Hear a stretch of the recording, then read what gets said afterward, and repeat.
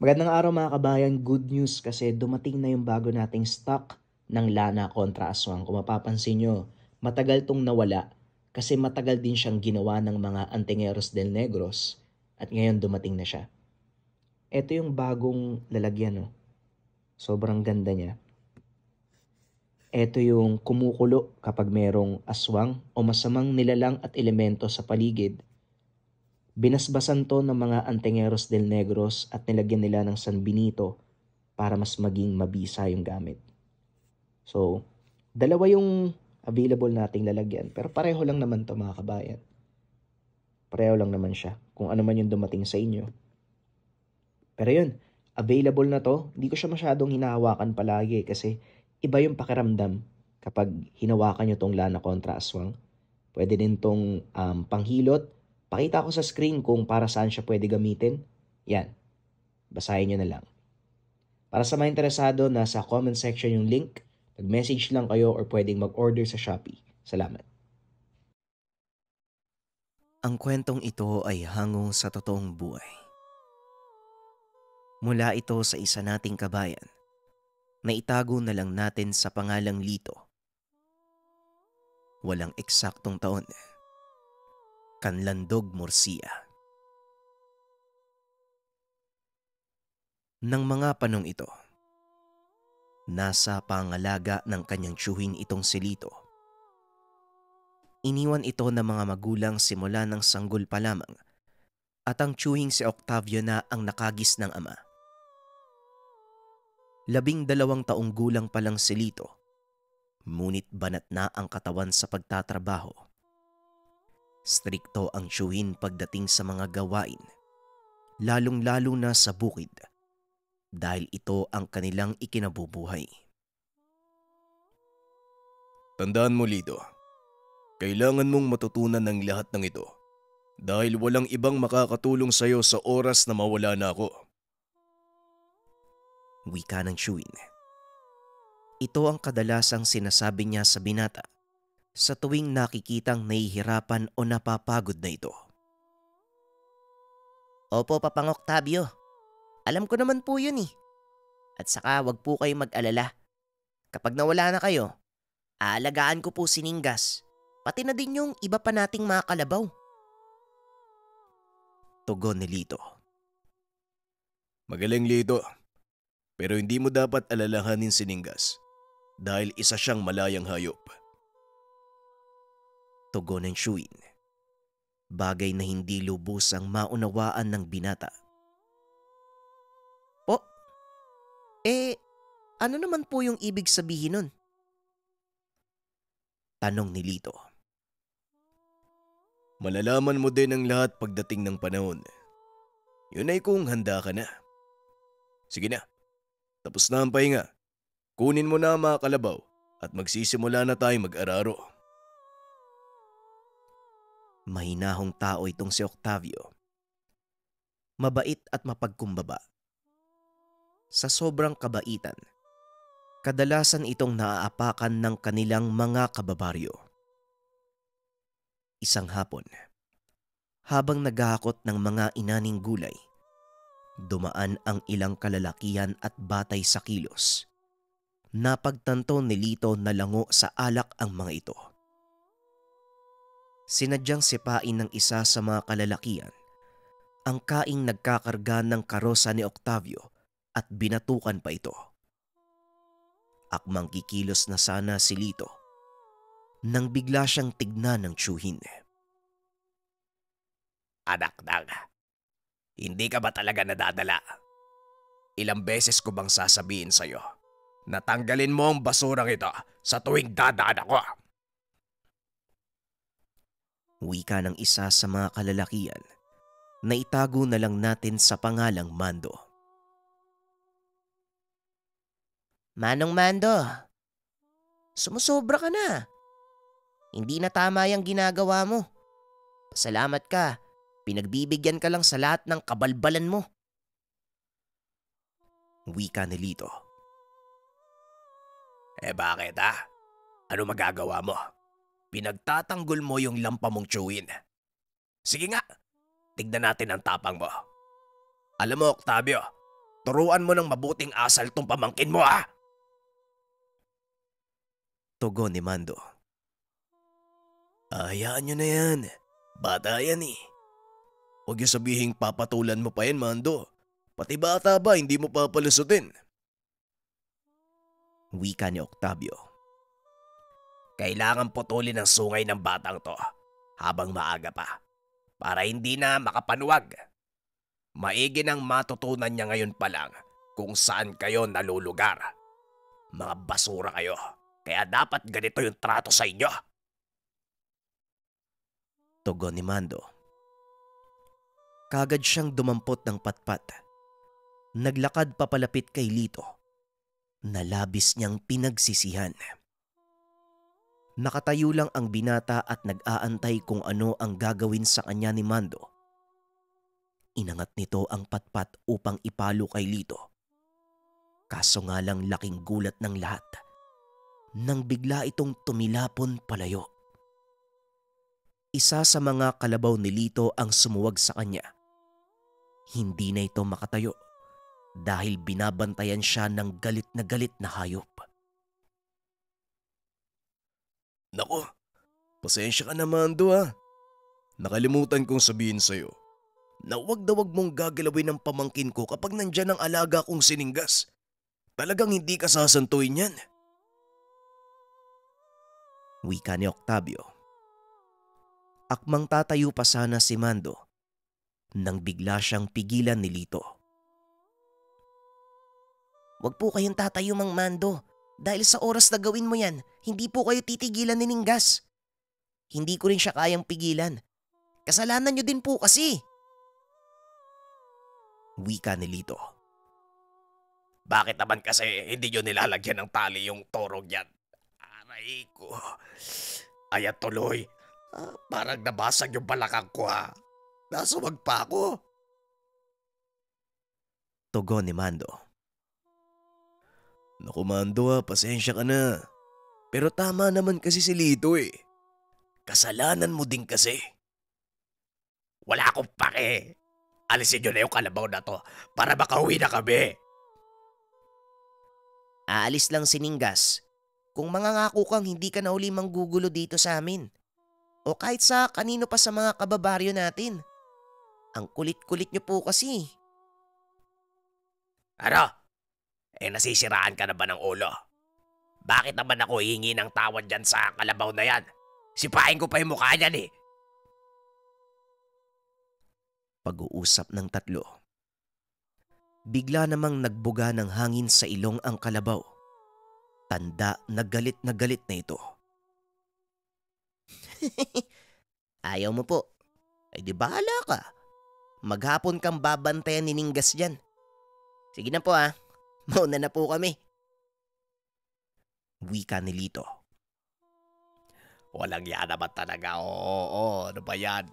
Ano ba itong pinasok ko? Oo na, sige na. Humihingi na ako ng tawad. Pasensya na. Tugon ni Mando. Matapos ay kagad nang tumakbo palayo ang kalabaw. Dali-dali namang tumayo si Mando at iika-ikang umalis sa lugar. Hindi alam ni Lito kung bakit ganito ang ugali ng alaga. Simula nang makuha ito ni Octavio sa kagubatan, naging malapit na si Ninggas sa binata. Kaunting pagbabalik tanaw, nasa 7 taong gulang si Lito ng mga panahong iyon. Nagpunta ang magtsuhin sa gubat upang pumulot ng kahoy na panggatong. Nang makita ni Octavio ang isang batang kalabaw na unti-unting lumulubog sa kumunoy, dali-dali itong humanap ng malaking sanga. Inilapag sa lupa upang gawing tungtungan. Maliit lang ang kumunoy na iyon. Kaya naman naging madali sa magtsuhin ang hilahin paalis ang kawawang kalabaw. Hinang-hina na ito at halos hindi na makatayo. Inilabas ni Lito ang baon niyang tubig at pinainom sa kalabaw. Ilang sandali lang ay muling nanumbalik ang lakas ng hayop at nagsimula na itong tumayo. O sige na, bumalik ka na sa nanay mo. Baka hinahanap ka na nun. Wika nito sa kalabaw. Marami nitong naglakad palayo. Sa pag-aakalang tuluyan na itong aalis, nagpasya na ang dalawa na tumuloy sa kanilang ginagawa. Nang matapos silang mag-ipon ng mga panggatong, umuwi na sila ng tahanan. Ngunit laking gulat nila nang makitang sumusunod ang munting kalabaw. Pinakiusapan ni Lito ang tiyuhin na isama na lang ito pauwi. Wala namang nagawa si Octavio dahil iniyakan siya ng paslit. Hindi rin ito nilagyan ng tali ang kalabaw dahil sumusunod ito sa utos ni Lito. Sa pagtagal ay lumaki ang kalabaw. Nagamit nila ito sa pagsasaka. Kahit kailan hindi ito humiwalay kay Lito. Kahit saan magpunta ang binata ay sumusunod ito. Madalas ding ipagtanggol ng kalabaw ang binata na tila ba binabantayan niya ito. Ngunit kalaunan, natuklasan ni Octavio ang totoong katauhan ng kalabaw. Hindi rin aksidente ang pagbibigay ng pangalan ni Lito sa nilalang. Ito ay nang minsang ginabi ng uwi si Octavio.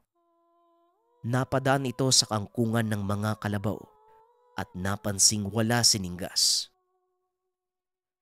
Alam nitong mag-aalala ang pamangkin kung sakaling malamang wala ang alaga, kaya naman kaagad niya itong hinanap sa buong lugar. Natagpuan ang kalabaw sa kalagitnaan ng gubat.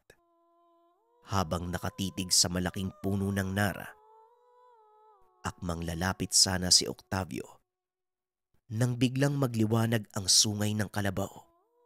Nagbago ang anyo nito. Ang katawan ay isang tao, ngunit ang ulo at mga paa nito ay sa kalabaw. Napagtanto ni Octavio na ang alagang kalabaw ng pamangkin, isang balaw. Hindi makakilos sa kinakatayuan ang Ginoon ng mga sandaling iyon dahil natatakot itong marinig ng balaw ang kanyang mga galaw. Kilala bilang malupit na nilalang ang mga ito. Pinili niyang manatili sa kinakatayuan at antaying umalis ang nilalang. Kaso nga lang laking gulat ni Octavio nang bigla itong magsalita. Mabuti naman at nagawa mo kong sundan, Octavio. Alam kong naguguluhan ka sa mga nangyayari, pero ipanatag mo ang iyong kalooban dahil wala akong masamang tangka sa iyong pamangkin. Wika ng balaw. Sa tagal ng panahong nakasama ka namin, hindi ko lubos akalain na isa kang balaw.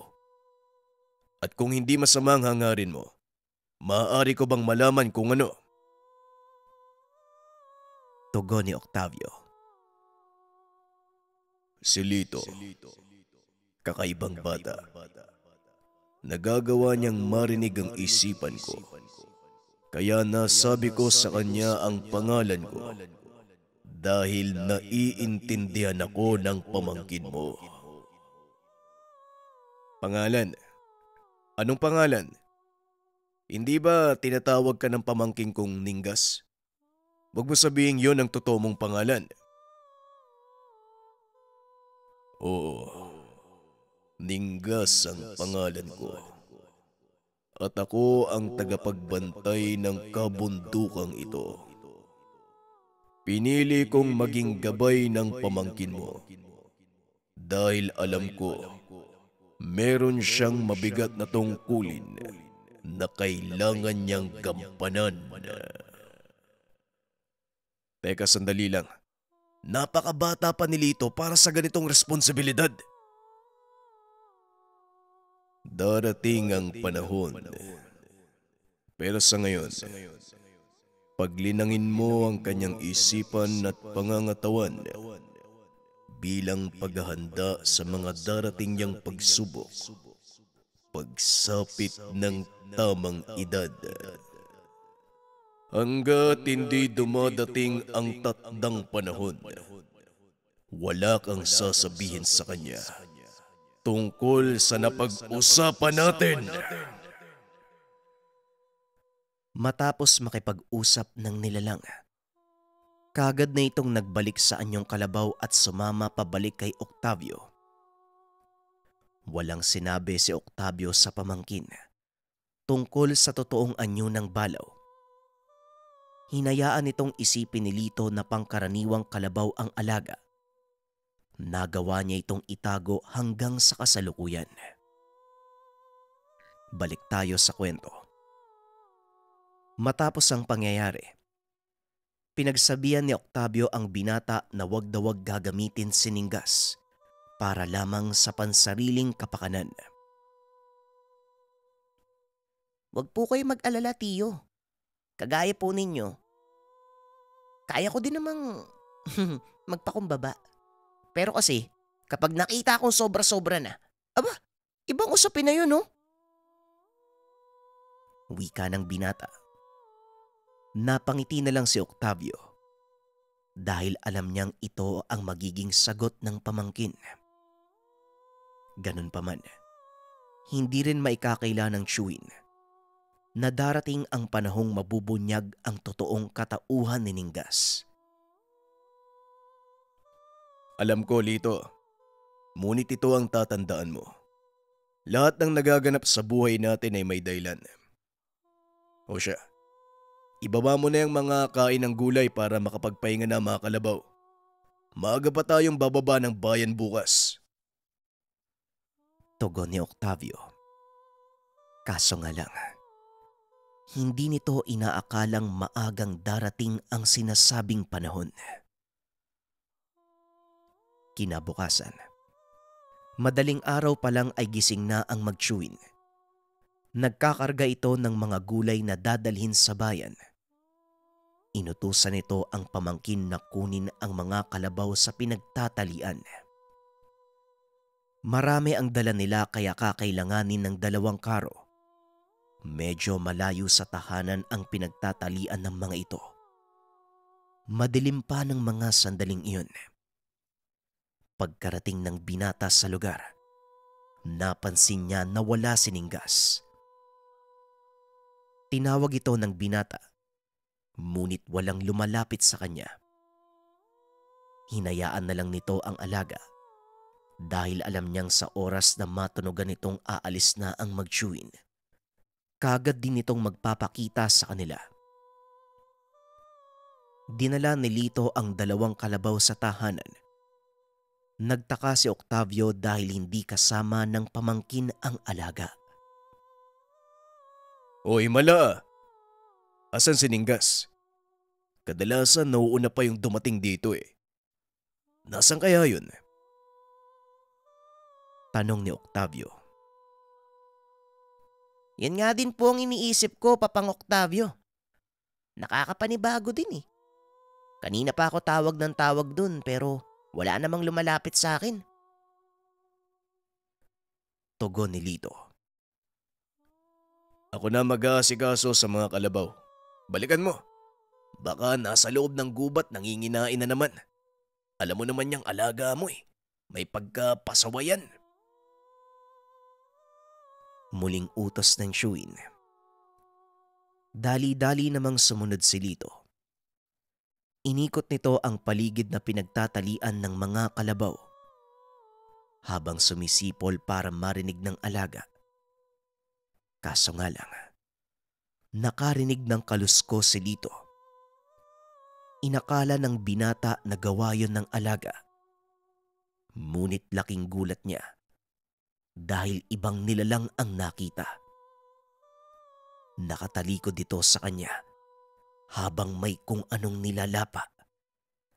Dahan-dahang lumingon ang nilalang sa kinakatayuan nito.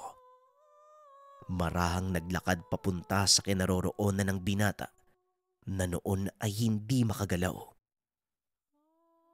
Isang malaking nilalang na may ulo ng baboy ramo at katawan ng tao. Patuloy itong umaangil habang tumutulo ang laway. Napatras ang binata at hindi na malayan ang putol na kahoy na nakaharang sa kanyang likuran. Natumba si Lito. Ito ang naging hudyat para sa nilalang upang sumalakay. Tumalon ito papunta sa binata. Wala nang nagawa si Lito kung hindi ang pumikit. Kaso nga lang ilang segundo na ang nakakalipas. Wala pa ring lumalapat na kuko o pangil sa kanyang katawan. Unti-unti nitong idinilat ang mga mata.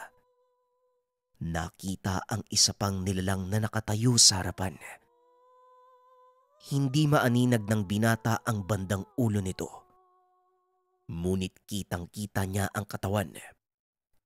Napakalaking nilalang na may hawak na gintong palakol. Tumayo ka dyan, Lito. Hindi ito ang oras para matulog. Nanlaki ang mga mata ng binata nang marinig ang boses ng nilalang. Laking pagtataka nito dahil napakapamilyar ng tinig na yon. Dahan-dahang tumayo si Lito habang patuloy na inaalala kung saan huling narinig ang tinig. Hanggang sa muli itong nagsalita.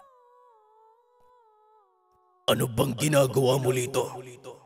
Huwag kang tumunganga dyan. Umalis ka na. Dito palang naalala ng binata kung sino ang may-ari ng boses na iyon. Walang iba kung hindi si Ningas. Ningas? Ikaw ba yan? Mamaya ka na mangulit. Sundin mo muna ang sinabi ko. Puntahan mo si Octavio. Muling wika ni Ningas. Dali-daling tumakbo ang binata pabalik sa tsuwin. Nagulat si Octavio nang makitang pawis na pawis ang pamangkin at takot na takot. Oh, anong nangyari? Bakit parang nakakita ka ng engkanto? Tanong ni Octavio. Hindi ko po alam kung engkanto po ba yun o ano eh. Basta, nakikipaglaban po sa nilalang si Ningas eh. Tugon ng binata. Nagulat si Octavio sa sinabi ng pamangkin. Dali-dali itong dumampot ng itak at pumasok sa kagubatan. Sumunod naman si Lito. Pagkarating sa lugar, saktong nakita nito na inapakan ng nilalang na kalahating tao, kalahating kalabaw, ang ulo ng isa pang nilalang. Nagpakawala ito ng malakas na sigaw, sabay pugot ng ulo ng kalaban. Nagbuga ng hangin sa ilong, pagkatapos ay nilingon ng dalawa. Lintik na mga nilalang na to. Muli na naman silang nagbalik. Lito, Octavio, ayos lang ba kayo? Wika ni Ningas. Ito ang pangalawang beses na nakita ni Octavio ang totoong anyo ng kalabaw. Hindi pa rin naaalis ang pagkamangha nito sa napakakisig na nilalang. Oo, ayos lang naman kami pero anong nangyari dito? At sino yung napatay mo? Tanong ni Octavio. Isang sundalong muwa. At sa palagay ko, pinadala to ng kanilang pinuno para tignan kung pwede na silang makalabas. Mabuti na lang at namataan ko siya kanina. Dahil kung hindi, makakabalik siya sa kanilang karian. Paniguradong lulusob na naman ang mga sukab na engkantong yun. Tugon ni Ningas. Pasikat na ang araw ng mga sandaling iyon.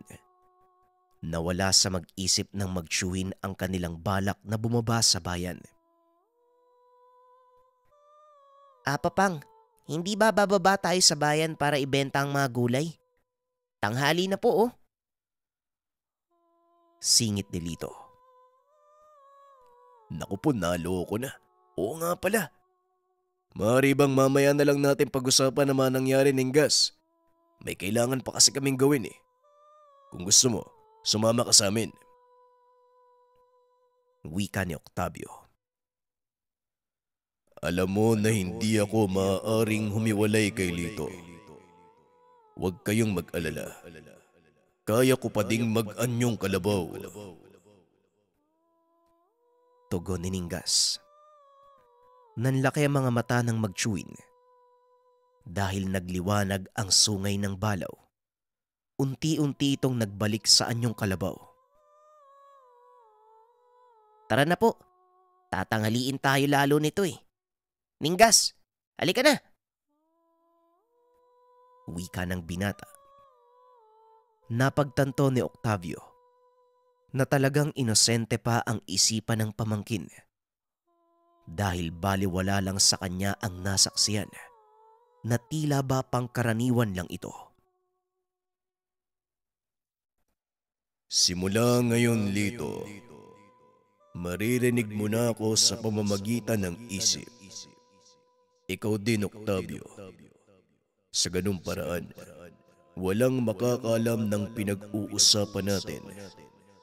Dahil baka pagtawanan kayo ng mga tao kapag nakitang nakikipag-usap sa isang kalabaw.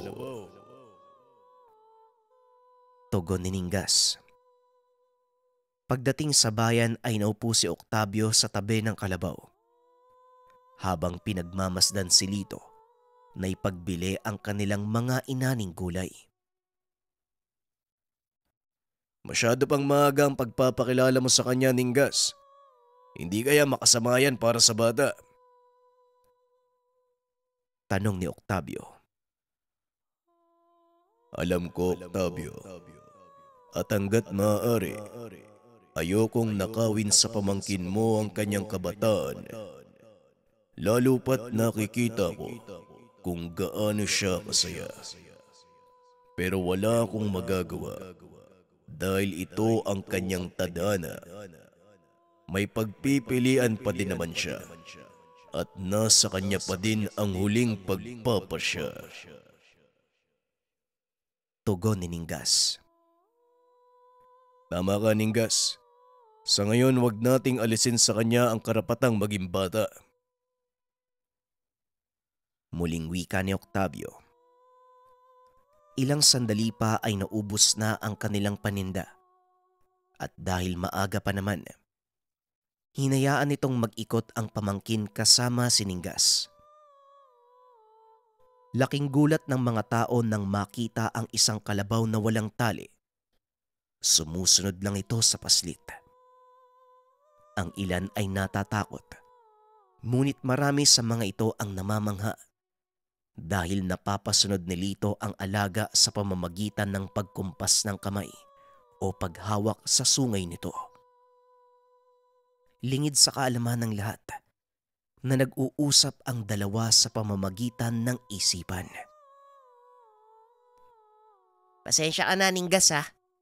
Ang daming tao. Tumitingin pa dito. Ayos ka lang ba? Ayos lang ako, Lito. Magpatuloy ka lang sa paglalakad. Tugon ni Ningas habang patuloy na nakabantay sa posibleng panganib. Ilang sandali pa ay nagpasya nang bumalik ang binata sa kinaroroonan ng tsuwin. Nakita nilang may ilang mga kalalakihan itong kausap. Malakas ang pandinig ni Ningas, kaya alam nito kung ano ang pakay ng mga kalalakihan. Mukhang hindi maganda ang kakalabasan nito, Lito. Gustong kikilan ng mga lalaking yan si Octavio. Wika ni Ningas. Oo, Ningas, alam ko. Kilala ko yung mga lalaking yan eh. Ay, nako. Talaga nga naman oh. Tugon ng binata. Dito ka lang. Ako ang bala. Naglakad siya papunta kay Octavio Nagulat ang mga kalalakihan nang makita ang galit na kalabaw. Pasensya na pero hindi ko ibibigay sa inyo ang pera namin. Ang lalaki ng katawan nyo, bakit hindi kayo maghanap buhay? Wika ni Octavio. Marahang naglalakad si Ninggas papunta sa mga kalalakihan. Binaliwala nila ito at nagpatuloy sa pakikipag-usap kay Octavio. Talagang hindi ka pa rin nadadala, Octavio. Ilang beses ka nang binalaan, pero ni minsan, hindi ka nakinig. Huwag mong antayin si amo pa ang makipag-usap sa'yo dahil hindi mo magugustuhan ang mga mangyayari. Tugon ng isa sa mga lalaki na nagngangalang Munding. Alam nyo, nagsasayang lang kayo ng laway eh. Wala kayong makukuha sa akin. Kung ako sa inyo, alis na ako.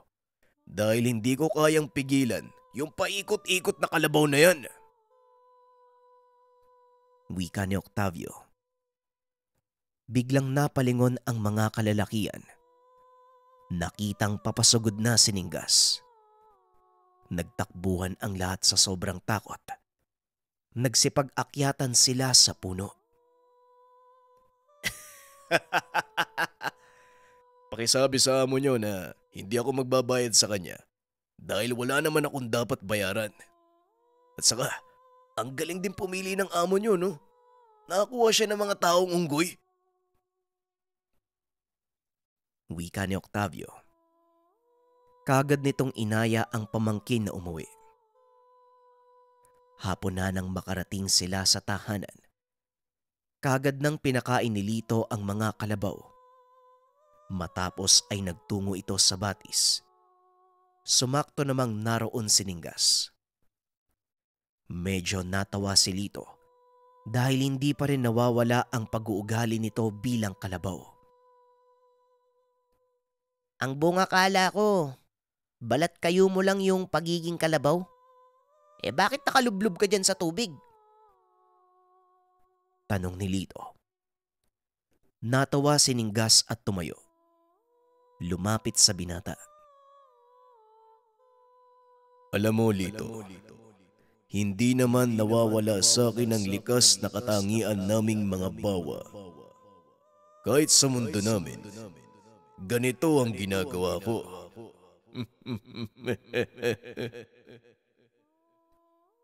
Tugon ni Ninggas. Kinuha naman ng binata ang pagkakataon para makipag-usap sa nilalang. Matanong ko lang, Ninggas, bakit nga pala kayo nandito sa mundo namin? Wala bang damo sa lugar nyo? O wala bang magandang liguan? Tanong ni Lito.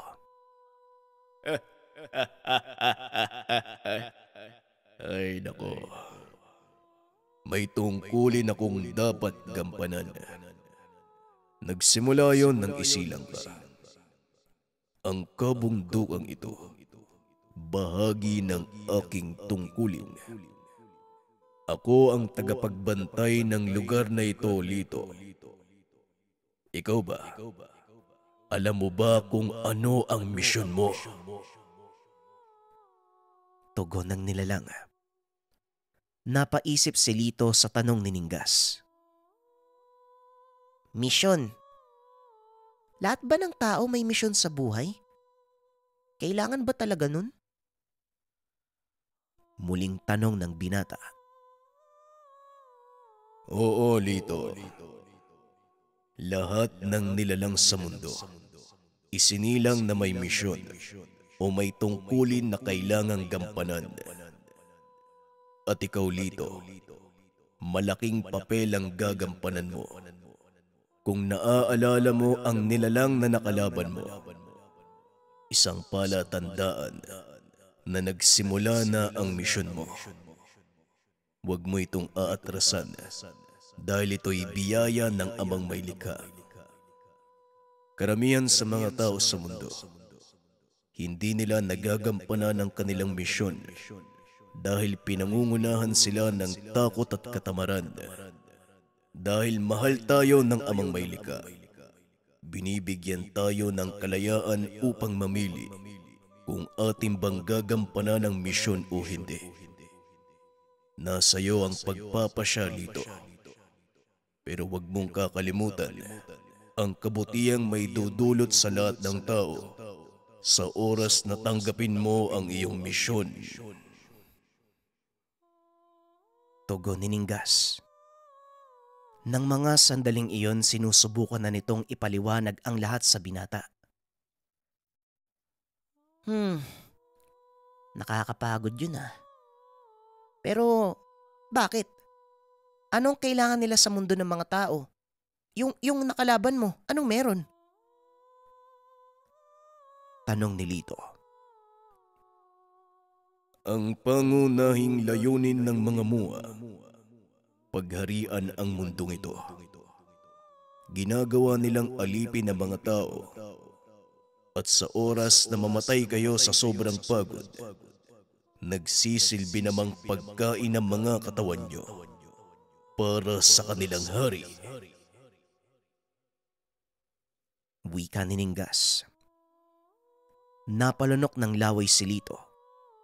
Naalala ng binata ang nangyari sa kanya. Kung hindi dumating si Ningas ng mga sandaling iyon, paniguradong naging laman siya na si Lito.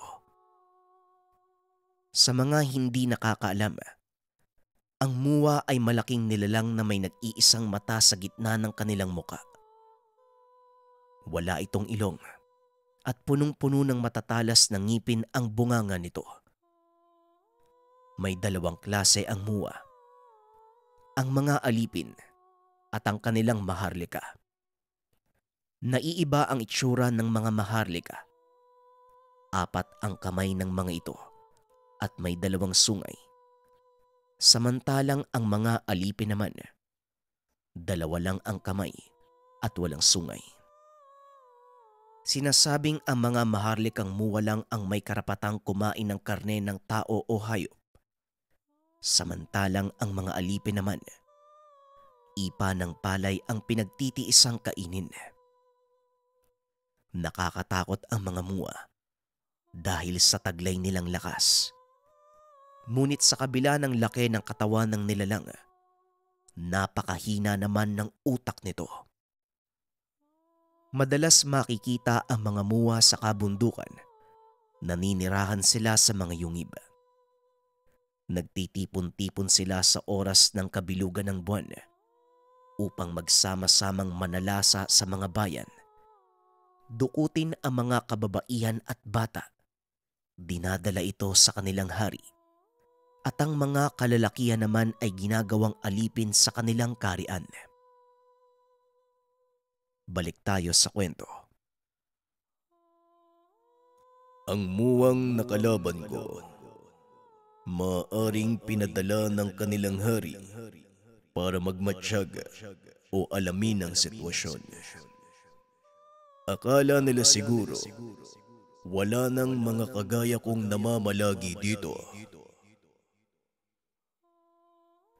Wika ni Ningas.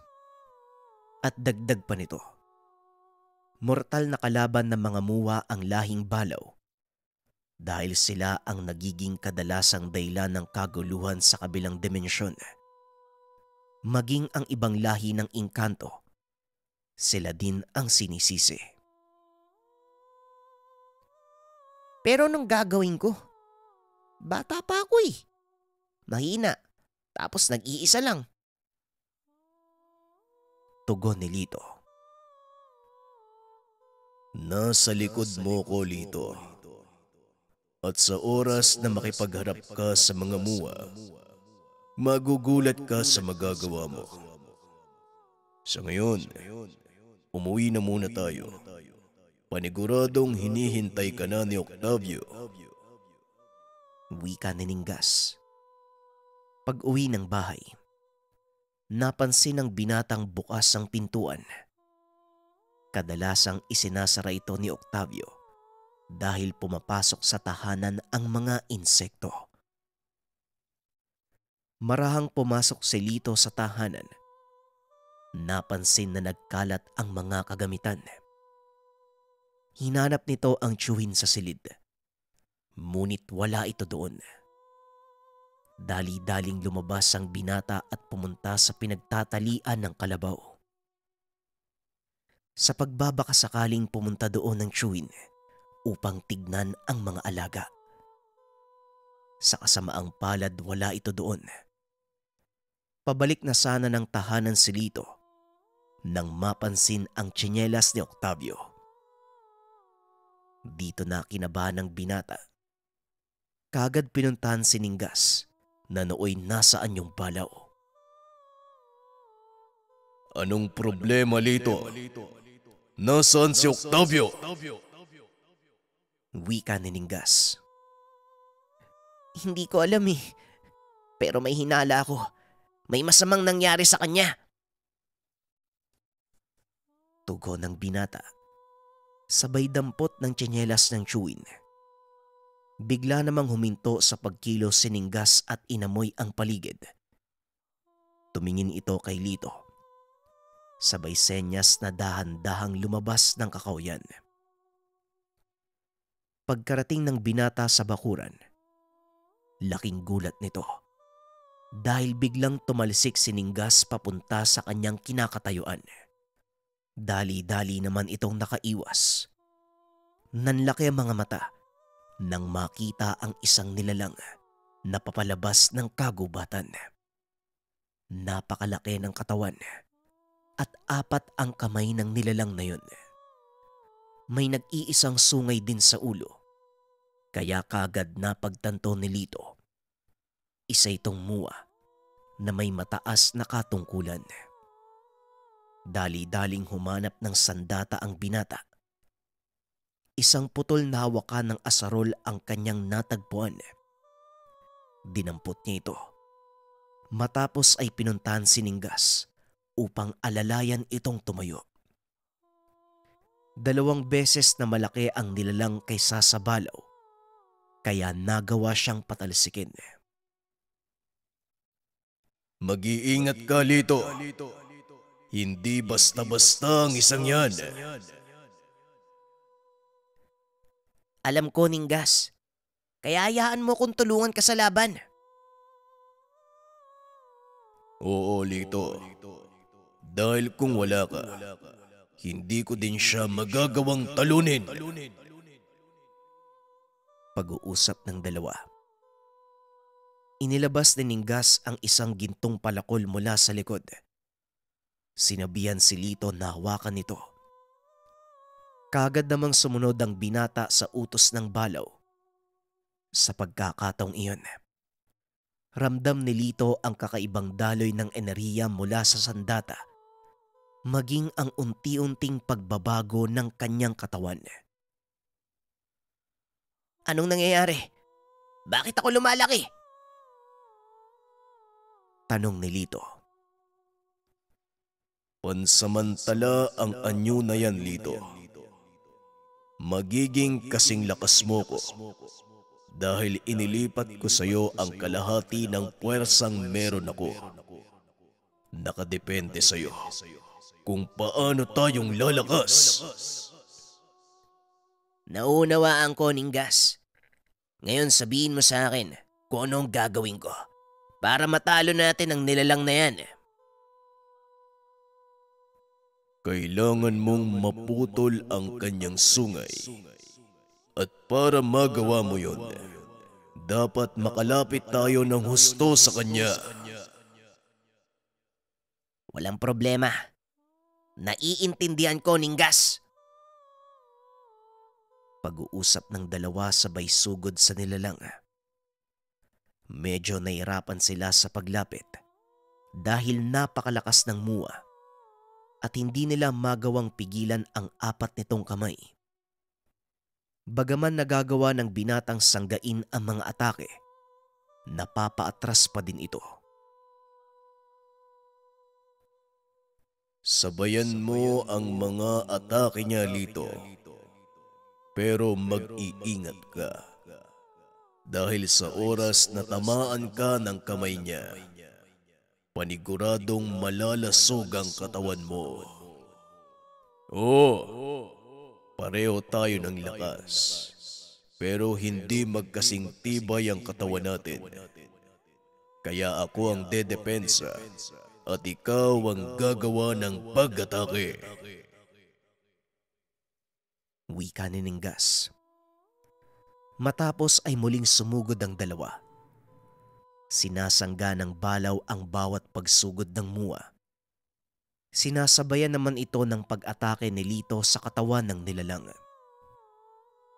Laking tuwa ng dalawa dahil gumagana ang kanilang plano. Sa pagpapatuloy ng laban, nagawa nilang galitin ng husto ang Mua, dahilan para mawala ito sa konsentrasyon at magwala sa buong lugar. Ito na ang pinakahinihintay natin. Lilituin ko ang Mua. Puntiryahin mo ang mata nito. Wika ni Ninggas. Tumango naman si Lito at kagad na tumakbo papunta sa likod ng kalaban. Humanap ito ng mataas na puno upang makakuha ng magandang pwesto sa pag-atake. Pag-akyat nito ay nag-antay siya ng pagkakataon. Ilang sandali pa ay humarap sa kanya ang nilalang at napatingala. Dali-daling tumalon si Lito. Inumang ang hawak na patpat sa mata nito. Umatungal sa sobrang sakit ang Mua habang pilit itong inaabot ang binata. Mabilis naman itong tumalon palayo. Sa pagkakataong iyon, tanging pandinig na lang ang inaasahan ng Mua. Marahang kumilos si Ninggas at tumalon pa itaas. Sabay putol ng sungay nito gamit ang kanyang palakol. Kagad namang natumba ang malaking nilalang. Pagkatapos na maputol ng balaw ang kanyang sungay, nagbuga ng hangin sa ilong si Ninggas. Simbolo na nagawa nitong patayin ang kalaban. Magaling, Lito. Hindi na masama sa unang pagkakataon. Pero kailangan pa nating hanapin ang tiyuhin mo. Kaya magmadali. Hindi na naituloy ng bawa ang sasabihin. Biglang bumagsak ang binata. Dali-dali niya itong pinuntahan at binuhat papasok ng tahanan. Bakit? Bakit bigla na lang ako nanghina, Ninggas? Hindi ko maigalaw ang mga kamay ko. Tanong ng binata. Bumalik na ito sa dating katawan. Hindi kinaya ng katawan mo ang malakas na enerhiya mula sa akin. Kaya ka nanghihina. Pero pansamantala lang yan. Sa ngayon magpahinga ka. At ako na ang bahalang humanap kay Octavio. Tugon ni Ninggas. Laking gulat ng dalawa dahil biglang nagsalita si Octavio na nooy nakatayo sa pintuan. Hanapin. Bakit naman, Ninggas? Saka anong nangyari sa labas? Parang dinaanan ng buhawi ang mga kahoy ah. Tanong ni Octavio. Isang maharlikang Mua ang sumugod dito kanina, Octavio. Mabuti na lang at nagawa namin itong pigilan. Tugon ni Ninggas. Anong nangyari sa pamangkin ko? Bakit parang lantang gulay yan? Muling tanong ni Octavio. Nag-aalala ito sa nangyari kay Lito. Ito ang unang epekto ng unang beses niyang pakikipag-isa sa akin, Octavio. Pero huwag kang mag-alala dahil pansamantala lang ang epekto nito. Kailangan niya lang magpahinga. Kusang manunumbalik ang lakas ng pamangkin mo. Tugon ni Ningas. Magagalit pa sana si Octavio, ngunit hindi ito naituloy. Kaagad siyang inawat ni Lito. Papang, alam kong galit ka dahil sa nangyari pero huwag ka sanang mag-alala. Nanalo kami. Nangihina lang ako dahil hindi pa sanay yung katawan ko. Wika ni Lito. Tama ang sinabi ng bata.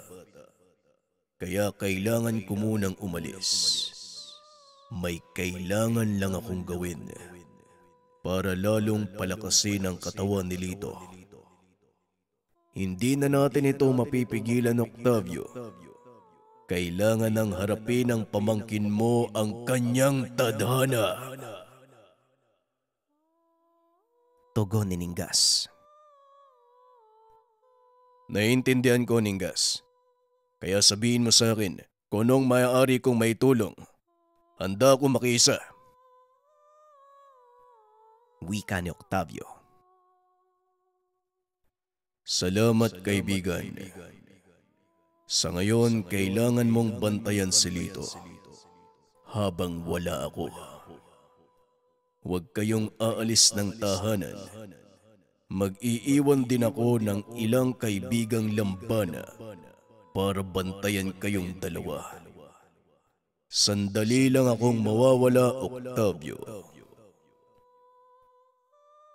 Muling tugon ni Ningas at kagad na itong umalis. Hindi lubos maisip ni Octavio na may ganitong kabigat na pasanin ang pamangkin.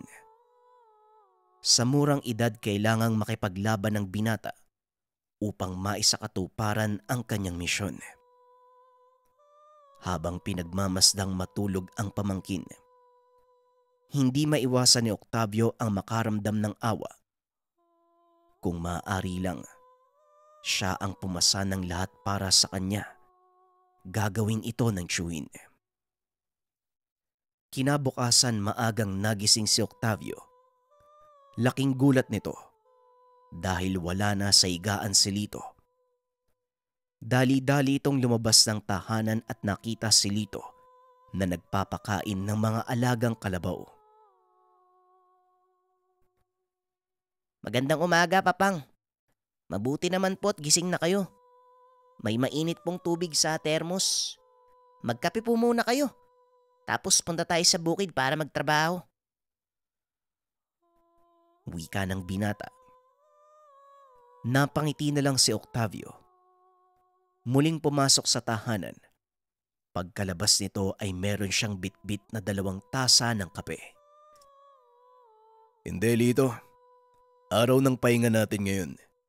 Kaya buong araw tayong mauupo at walang ibang gagawin. At isa pa, hindi rin tayo makakapagtanim. Wala pa ako nabibiling binhi. Pasensya ka na, ha? Tugon ng tiyuhin. Naupo naman si Lito sa tabi nito. Kinuha ang isa pang tasa. Ayos lang po, Papang. Marami pang pagkakataon.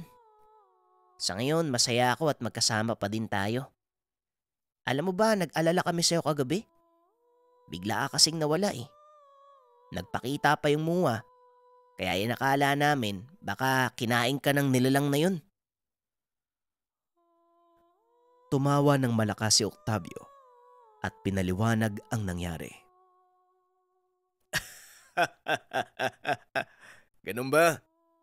Pasensya na kayo, ha? Nagpunta kasi ako sa Kakaoyan dahil nalimutan ko yung timba na pinapainuman ko sa mga kalabaw. Naiwan ko nga yung tsinelas ko eh. Tinamad na akong bumalik kaya hinayaan ko muna. Kaso nahirapan ako sa paghanap ng balde. Madilim na kasi. Alam mo namang lumalabo na yung mata ko eh. Tugon ni Octavio. Natawa naman si Lito. Hindi inaasahan ng tiyuhin ang susunod na sasabihin ng binata. Papang, maraming salamat po sa pag-aalaga niyo sa akin ha. At saka pagtuturo po sa mga nalalaman niyo. Kung hindi po dahil doon, Siguro wala akong alam sa buhay. Kaya malaki po yung utang na loob ko sa inyo. Wika ni Lito. Wala kang dapat ipagpasalamat, Lito. Alam mo bang, ako ang dapat magsabi sa'yo nun eh. Kasi naging masaya yung buhay ko. Simula nang iwan ka sa akin ng mga magulang mo. Tugon ni Octavio. Sa kalagitnaan ng pag-uusap ay dumating si Ningas na nasa anyong kalabaw. O Ningas, mabuti naman nakabalik ka na. Ano? Kumusta? Tanong ni Lito. May maganda at masama akong balita. Ang masama, kailangan na nating umalis sa lugar na ito. Dahil ang napatay nating muwa kagabi, isa sa mga anak ng hari.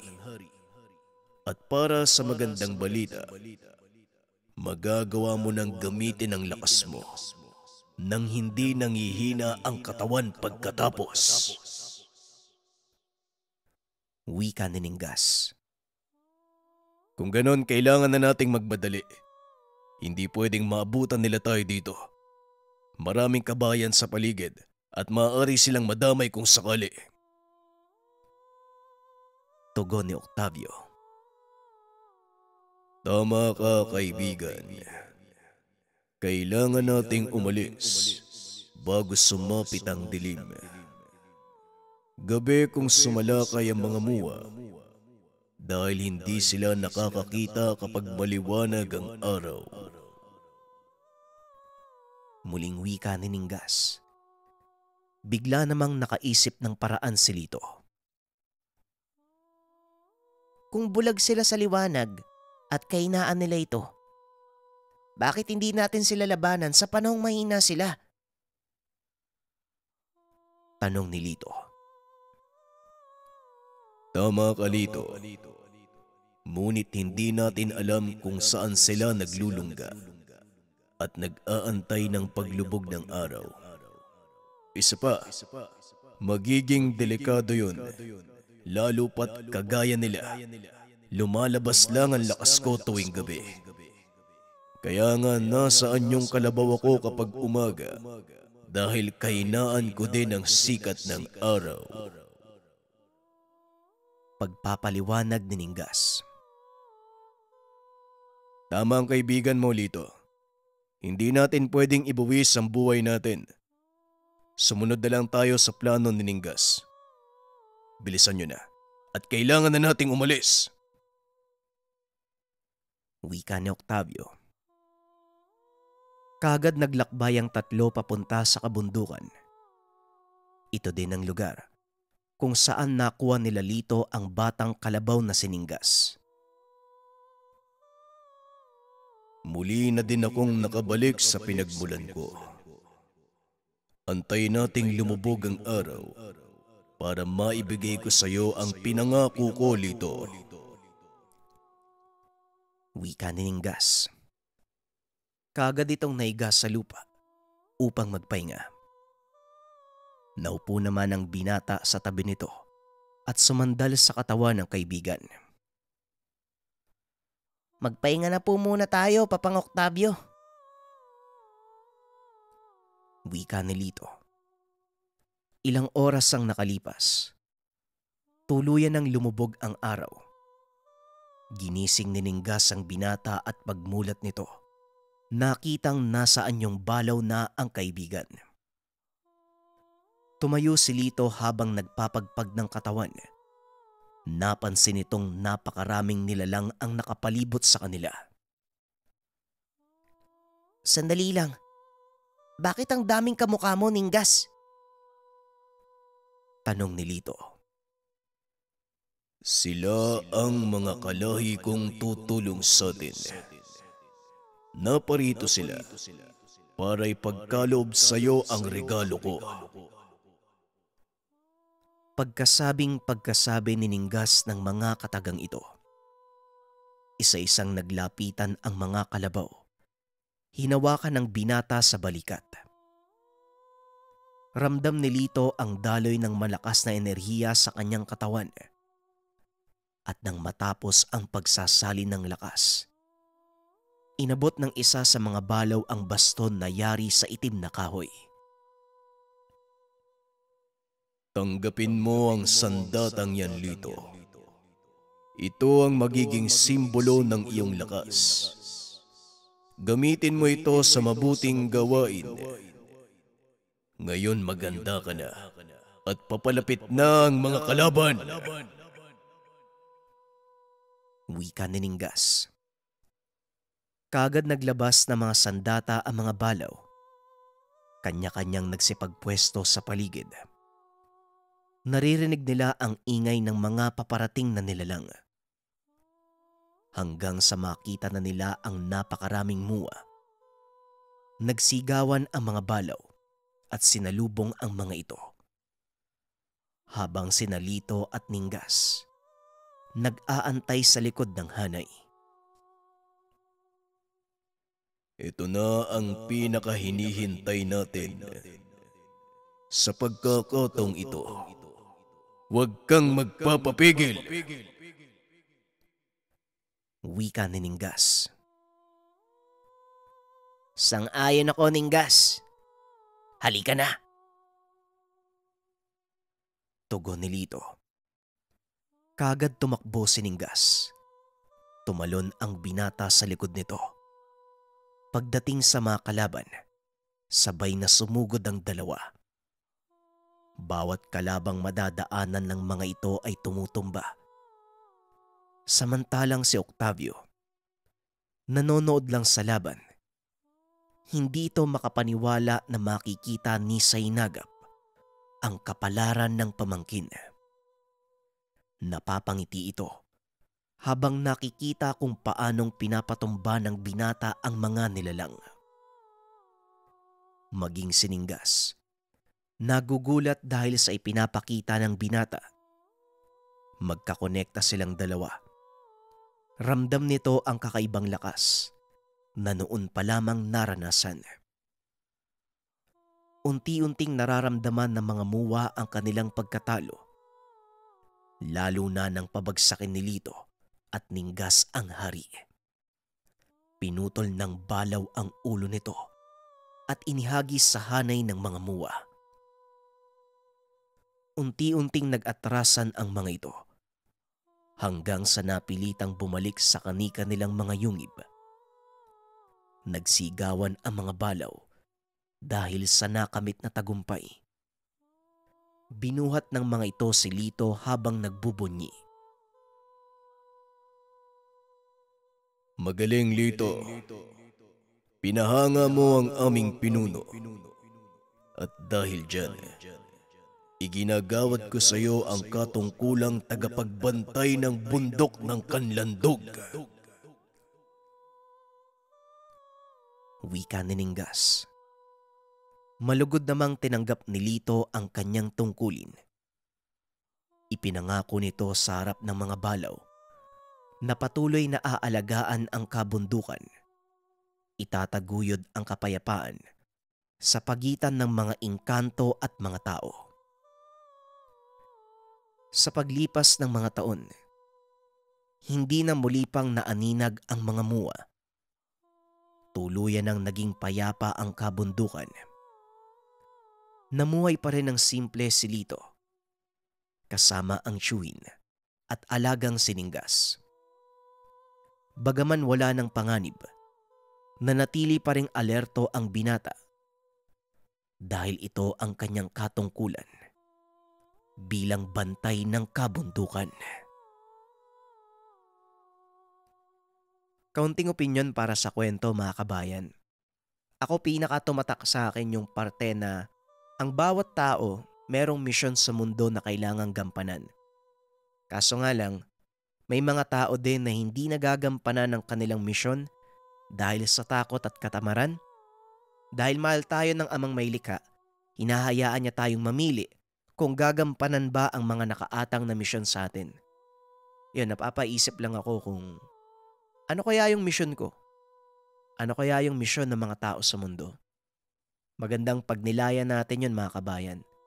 Kung sakaling kayo, alam nyo yung dapat nyong gawin, share nyo naman sa comment section. Maligaya kung babasahin yan. Maraming salamat. Paalam.